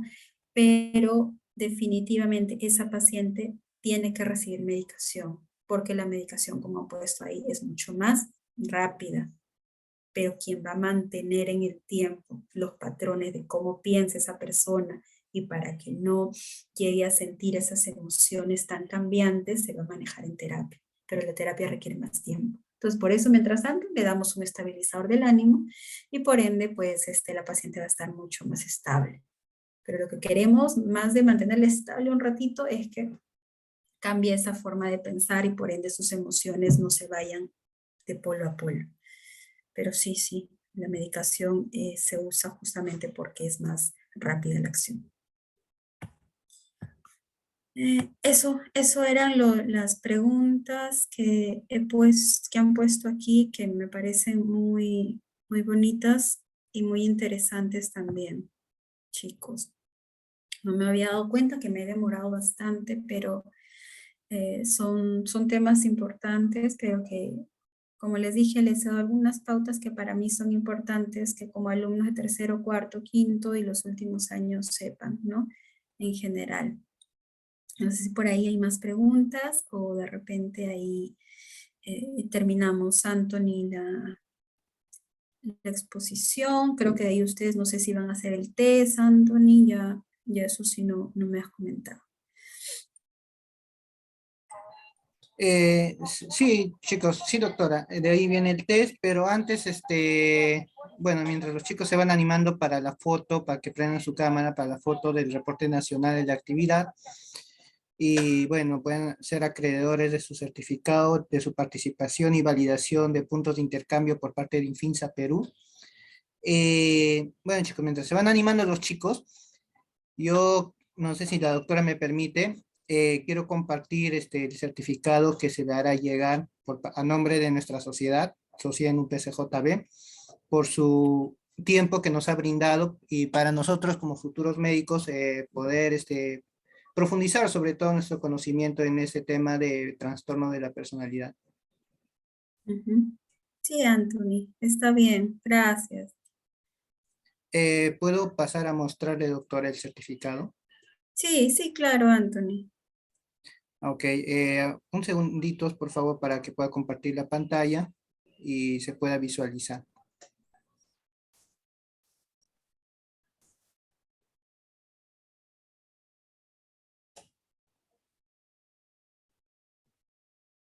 Ok, bueno, confírmeme por favor si se puede visualizar la pantalla. A ver, Anthony. Sí, se puede visualizar. Ok, bueno, en nombre de toda la sociedad científica de estudiantes de medicina de la Universidad Privada San Juan Bautista, hacemos llegar, perdón, ya, ok, hacemos llegar el certificado a la doctora Sofía Ramírez por su participación en la ponencia Trastorno de, perdón, No te preocupes. Es la primera vez, chicos, que se prepara certificado para todos nuestros ponentes. Es, es algo nuevo y recién estoy un poco que adaptándome a ello.